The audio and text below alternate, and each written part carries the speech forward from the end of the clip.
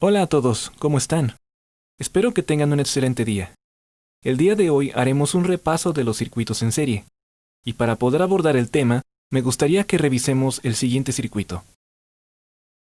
En este diseño, los componentes fueron conectados uno seguido de otro, y por eso recibe el nombre de circuito en serie. En este circuito solo existe un camino para la corriente, y sus características generales son las siguientes.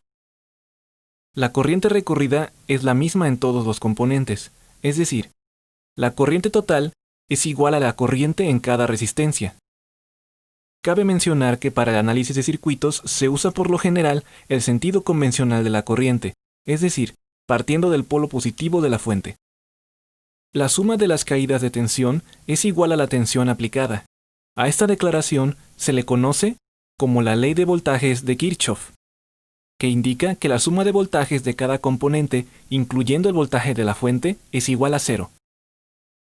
La resistencia equivalente del circuito es la suma de las resistencias que lo componen. Y por último, la resistencia total o equivalente es mayor que la mayor de las resistencias del circuito. Ahora que ya sabemos las características de un circuito en serie, pasemos a resolver el siguiente problema. Tenemos un circuito en serie conectado a una fuente de 24 voltios y sus resistores valen 2 ohms, 6 ohms y 4 ohms. Se nos pide calcular la resistencia total del circuito, la corriente, el voltaje en cada resistor, la potencia disipada por cada resistor y la potencia suministrada al circuito por la fuente de voltaje. Resolvamos el primer punto. La resistencia total, o RT, es igual a la suma de sus resistencias, esto es, 2 ohms más 6 ohms más 4 ohms, y el resultado es de 12 ohms. Para la corriente del circuito, usamos la ley de Ohm, y dividimos el voltaje de la fuente sobre la resistencia total. Esto es 24 voltios sobre 12 ohms, y el resultado es de 2 amperes. Para el voltaje en cada resistor, usamos la ley de Ohm. Tenemos que el voltaje en el resistor es igual a la corriente por el resistor. El voltaje en la resistencia 1 es entonces 2 amperes por 2 ohms, esto es igual a 4 voltios. El voltaje en la resistencia 2 es igual a 2 amperes por 6 ohms, igual a 12 voltios. Y el voltaje en la resistencia 3 es igual a 2 amperes por 4 ohms, esto es igual a 8 voltios. Para calcular la potencia disipada por cada resistor, usamos la fórmula de la potencia, que es igual a multiplicar voltaje por corriente, o también multiplicar el cuadrado de la corriente por la resistencia.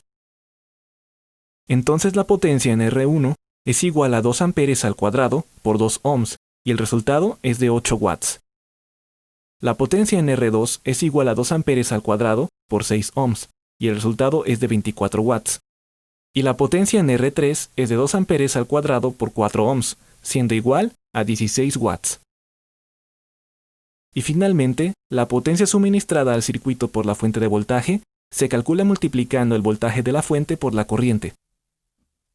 Esto es igual a 24 voltios por 2 amperes, resultando en 48 watts. Sabemos que la potencia total del circuito es igual a la suma de las potencias en sus componentes. Entonces, si sumamos las potencias calculadas por cada resistor, tenemos que 48 watts suministrados por la fuente es igual a 48 watts disipados por los componentes. Bueno, hasta aquí terminamos con el video de hoy. Si deseas seguir viendo más material como este, por favor suscríbete al canal y no te pierdas de los próximos videos. Muchas gracias.